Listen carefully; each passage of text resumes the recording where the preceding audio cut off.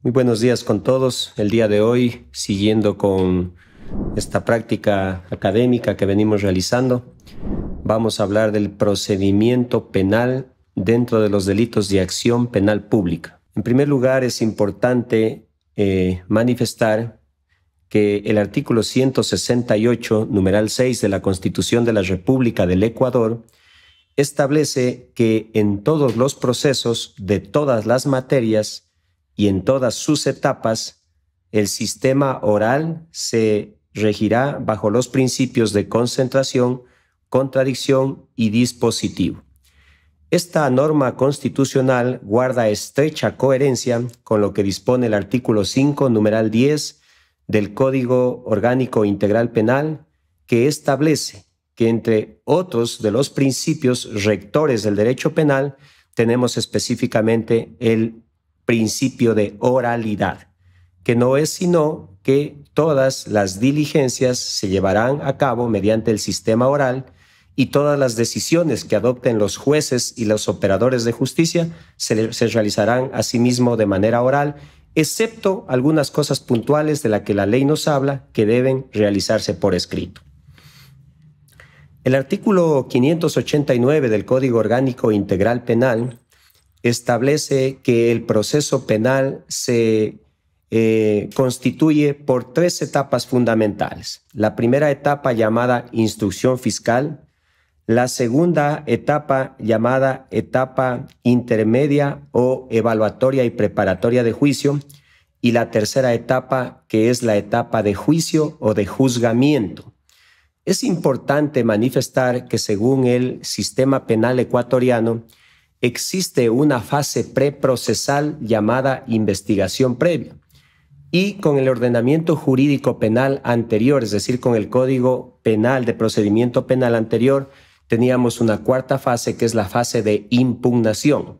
Si bien en el Código Orgánico Integral Penal a la fase de impugnación no se la hace constar como una fase más del proceso, no obstante, en la práctica todos los operadores de justicia desarrollamos también esta cuarta fase o esta cuarta etapa, que sería la etapa de impugnación, que en el transcurso de estas exposiciones las vamos a ir explicando a detalle. Entonces, en este momento nos vamos a centrar un poquito en la primera etapa del proceso penal, que es la etapa de instrucción fiscal. Antes de eso, es importante manifestar que la etapa preprocesal de investigación previa es una etapa a través de la cual el fiscal, que es el titular de la acción penal pública y el que dirige la investigación en los delitos de acción penal pública, el fiscal, al conocer la noticia criminis, da inicio a una fase preprocesal llamada instrucción fiscal. Esta fase, de acuerdo a la ley, no podrá superar un año en los delitos cuya pena máxima es 5 años de privación de la libertad y 2 años en aquellos delitos cuya pena supera los 5 años de privación de la libertad. En todo caso, en esta fase preprocesal significa que el fiscal practicará todas las diligencias de cargo y de descargo para determinar, por un lado, si existe o no existe la presunta infracción y en segundo lugar, para determinar si es que existe esta presunta infracción, para determinar quién es el responsable de esta presunta infracción. O también para determinar si no existe, pues obviamente, ni materialidad de la infracción o responsabilidad en esa infracción, el fiscal tendrá que disponer el archivo de la investigación. Ahora bien, la ley dice que cuando el fiscal tenga los suficientes elementos de convicción para realizar una imputación, solicitará al señor juez de la causa señale día y hora para que se lleve a efecto la audiencia de formulación de cargos. La audiencia de formulación de cargos es la audiencia a través de la cual se inicia la primera etapa procesal llamada instrucción fiscal.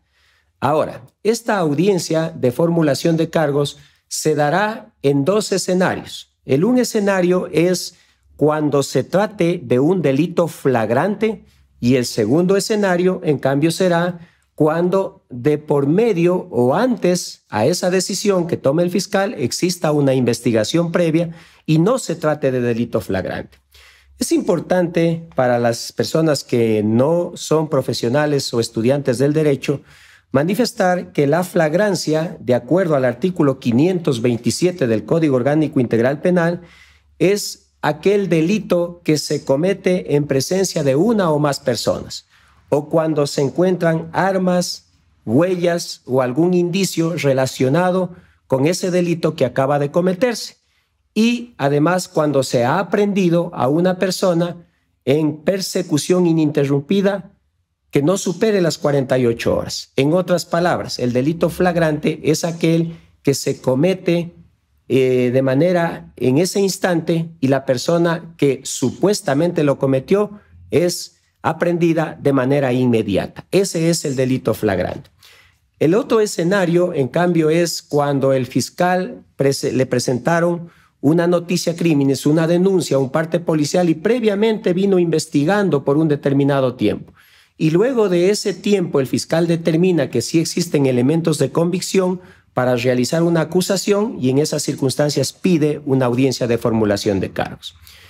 Sea en cualquiera de los dos escenarios, el fiscal tiene la obligación de solicitar al juez señale día y hora para que se lleve adelante esta audiencia, que en el caso de flagrancia se llama audiencia de calificación de flagrancia y en el caso de indagación previa existente con anterioridad se llama audiencia de formulación de cargos, que en la práctica vienen a ser absolutamente lo mismo, con una breve diferencia, que en el caso de flagrancia, en primer momento, el juez que preside esa audiencia va a discutir o les va a dar la palabra a las partes procesales para que discutan sobre la legalidad de la aprehensión o detención de la persona que ha sido aprehendida en delito flagrante.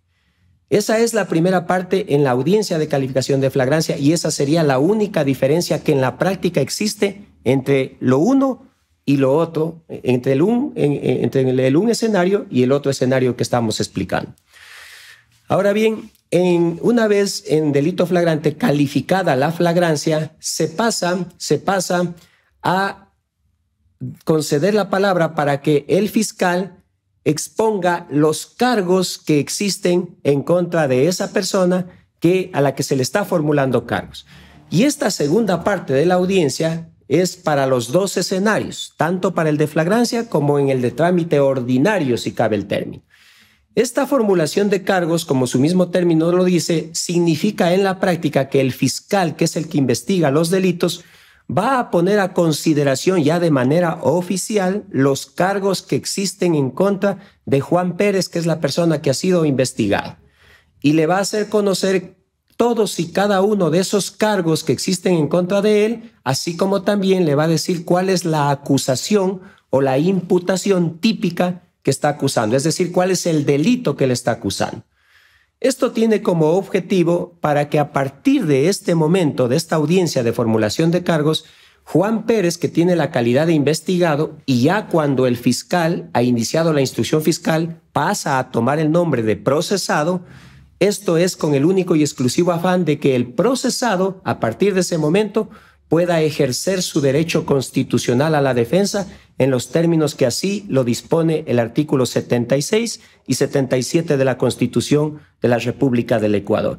Es decir, para que ejerza su defensa en relación a esos cargos puntuales que le está acusando Fiscalía General del Estado. Una vez que la Fiscalía expone estos cargos, luego el juez le va a dar la palabra si es que hay abogado o si es que hay representación de la víctima, le dará la palabra al abogado de la víctima y finalmente le dará la palabra al abogado del procesado, en este caso Juan Pérez, para que también haga su exposición. Concluida esta segunda parte de la audiencia, pasamos, si se quiere, a una tercera parte, que es la petición de medidas cautelares, tanto las de carácter real como las de carácter personal. Antes de ir a esta petición de medidas cautelares, es importante manifestar que en la práctica tenemos que tomar en cuenta lo siguiente, que la potestad de dar inicio a la instrucción fiscal es una potestad exclusiva de la Fiscalía General del Estado. ¿Qué significa eso? Es una potestad que cuando el fiscal ha tomado esa decisión, ni siquiera el juez que rige el proceso o que garantiza el proceso puede evitar esa formulación de cargos, salvo en casos demasiadamente extremos que sean violatorios a la Constitución y a la ley. Pero en la generalidad de los casos es una potestad exclusiva y el fiscal tiene esa potestad que, por supuesto, debe ejercerla con absoluta responsabilidad para formular cargos. ¿Qué quiero decir con esto?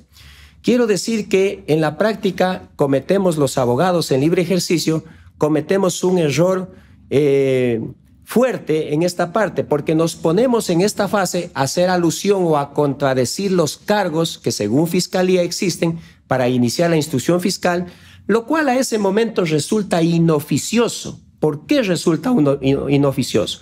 Sencillamente porque el juez no toma decisiones en cambio en cuanto a esta parte, es decir, el juez no tiene la decisión de decir se inicia o no se inicia la formulación de la instrucción fiscal, porque esta potestad, como repito, es única y exclusivamente de la Fiscalía General del Estado.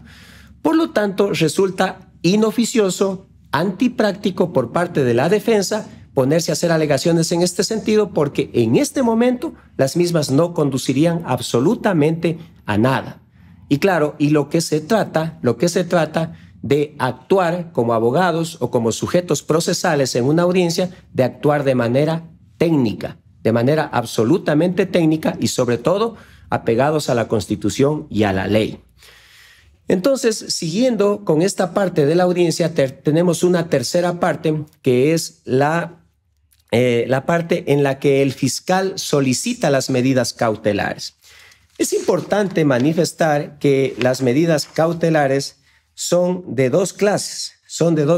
La primera es las primeras son las que están estipuladas en el artículo 522 del Código Orgánico Integral Penal y se refieren a las medidas cautelares de carácter personal. Así, por ejemplo, tenemos la medida cautelar más grave, que es la prisión preventiva, tenemos el arresto domiciliario, tenemos la detención, tenemos la imposición del dispositivo electrónico, que es lo que llamamos el grillete electrónico, y también tenemos la prohibición de salida del país o también la presentación periódica ante una autoridad competente. Las medidas cautelares de carácter personal, como su nombre lo indican, tienen que ver con la persona a la que se la está procesando en un determinado expediente penal.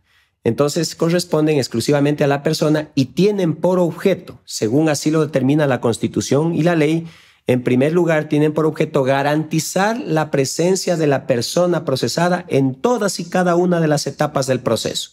En segundo lugar, tienen por objeto buscar una rápida y pronta acción judicial en favor de la víctima. Y en tercer lugar, tienen por objeto garantizar el eventual cumplimiento de una pena que podría devenir de ese proceso en el que se está ventilando esas medidas cautelares. Y por otro lado, entonces, tenemos también las medidas cautelares de carácter real. Y estas medidas cautelares, en cambio, se basan específicamente o se imponen específicamente en los bienes de la persona que tiene la calidad de procesado. Llámese, entre otras, el secuestro, la prohibición de enajenar, el embargo, retención de cuentas, entre otras que están estipuladas en el artículo 549 del Código Orgánico Integral Penal. Entonces, vistas estas medidas cautelares, tanto las de carácter personal como las de carácter real, es el fiscal el que pide al juez ordene una o varias de estas medidas cautelares. Consecuentemente, el juez en esta fase, el juez también va a dar la palabra a los demás sujetos procesales y en esta fase, en cambio, sí puede ser oportuno y totalmente oficioso generar un debate en relación a estas medidas cautelares. ¿Por qué razón? Lo explico con un ejemplo. Vamos a suponer que el fiscal pide la medida cautelar de prisión preventiva, que es la más grave, que significaría la privación de la libertad, en este caso del procesado Juan Pérez. Eso sí podría generar un debate porque la defensa de Juan Pérez podría manifestar que la medida cautelar no es necesaria para el caso de Juan Pérez. Hay que tener en cuenta que uno de los principios básicos para privar de la libertad a una persona a través de la prisión preventiva es que tiene que regirse por el principio de necesidad. hasta dónde es necesario dictarle la prisión preventiva a Juan Pérez. Entonces, en esta parte sí se puede generar un debate porque el abogado de Juan Pérez podrá manifestar y hacerle notar al juez que no es necesario dictarle la prisión preventiva a Juan Pérez. Llámese, por ejemplo, que Juan Pérez tiene un trabajo estable en la Universidad NN, por otra parte es docente en un determinado colegio, tiene su situación familiar, sus hijos estudian en una determinada ciudad del Ecuador. Es decir, se puede determinar que para el caso de Juan Pérez no es necesario dictar prisión preventiva. Y en tal caso la defensa defenderá esa posición y en tal caso podría pedirle al juez que en lugar de ordenarse la prisión preventiva que está solicitando el fiscal, se pueda ordenar una medida cautelar menos gravosa, que en este caso bien podría ser, por ejemplo, la presentación periódica o la prohibición de salida del país, que son las medidas más usuales que se dictan normalmente en los procesos penales. Y por otra parte tenemos también la solicitud de medidas cautelares de carácter real, que tienen por objeto, de alguna manera, asegurar el pago de reparación integral a favor de la víctima. Ese es el objetivo de las medidas cautelares de carácter real. Aquí también se puede generar un debate en el sentido de que normalmente la Fiscalía General del Estado pide prohibición de enajenar de todos los bienes de Juan Pérez.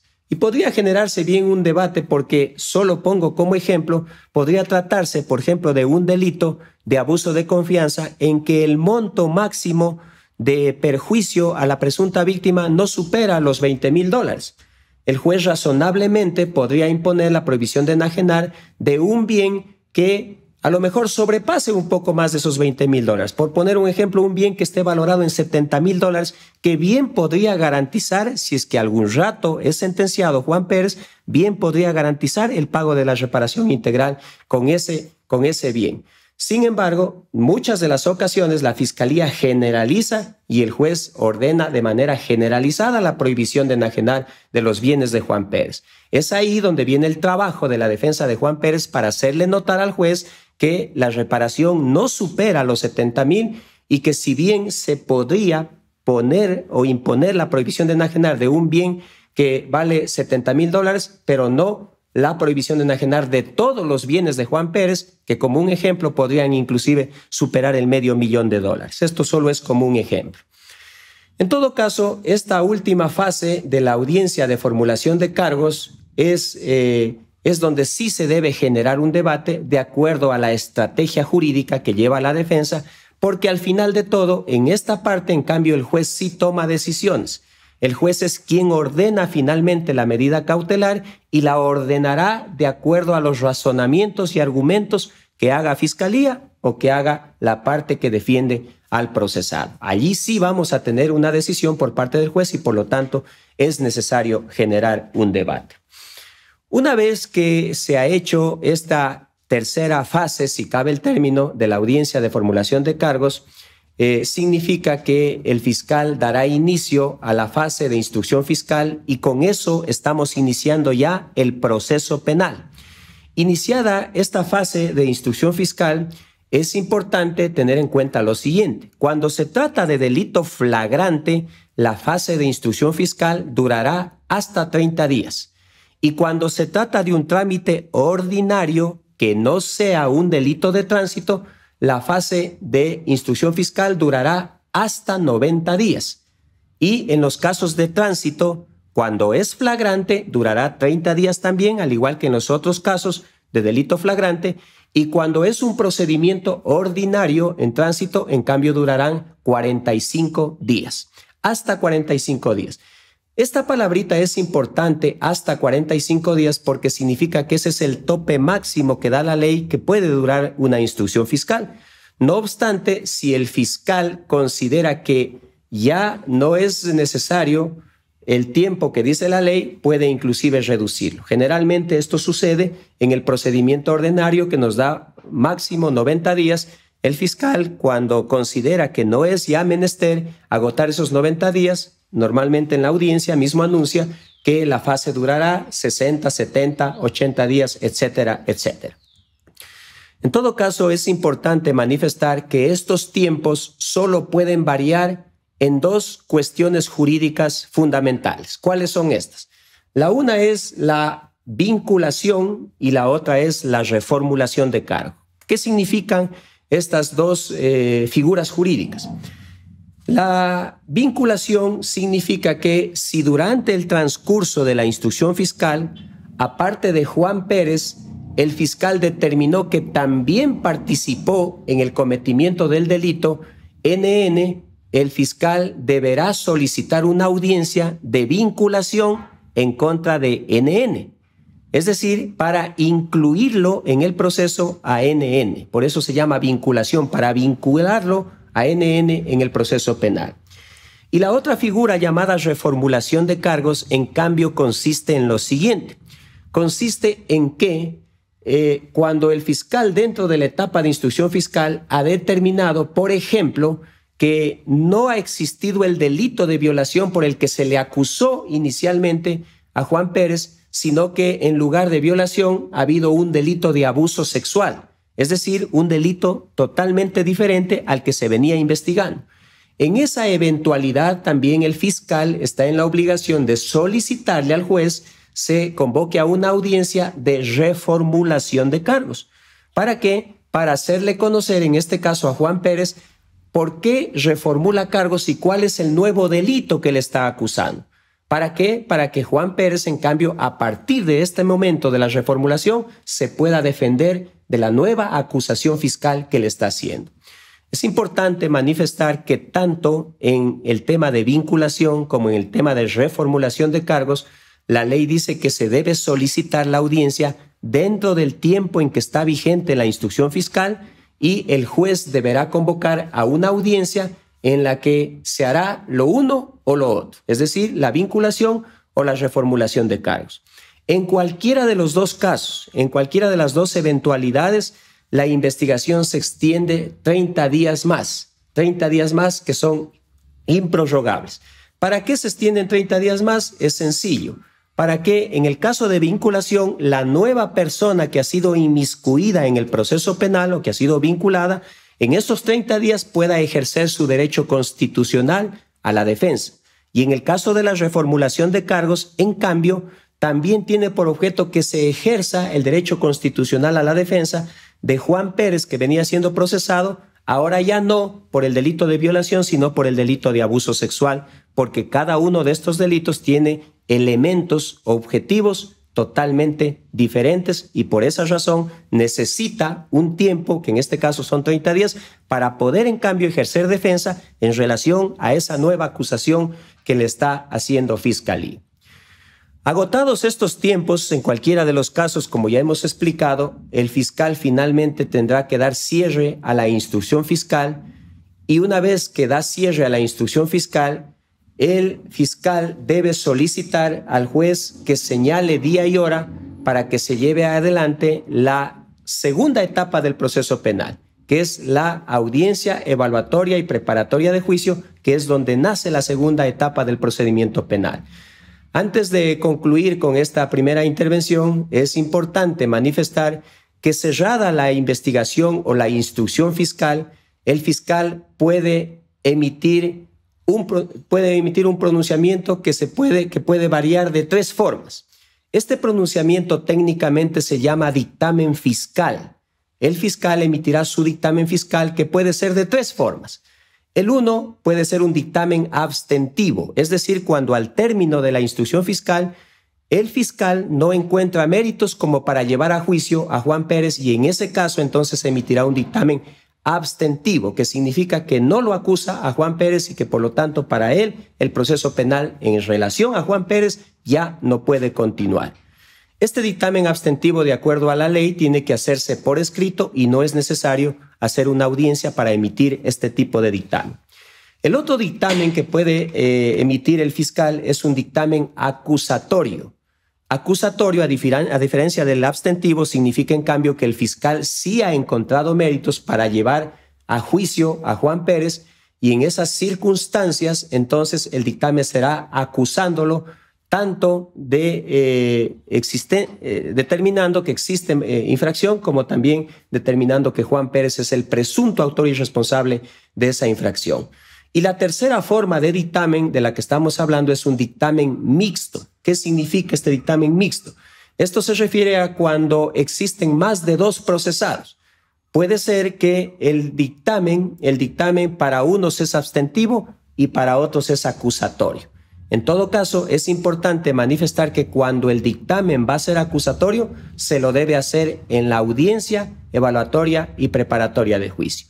Hecha esta audiencia, entonces se inicia la tercera etapa del proceso penal, llamada audiencia evaluatoria y preparatoria de juicio, que en lo posterior estaremos analizándola también con un video de esta naturaleza y estaremos explicando los pormenores y detalles que en la práctica se presentan en esta segunda fase del proceso penal.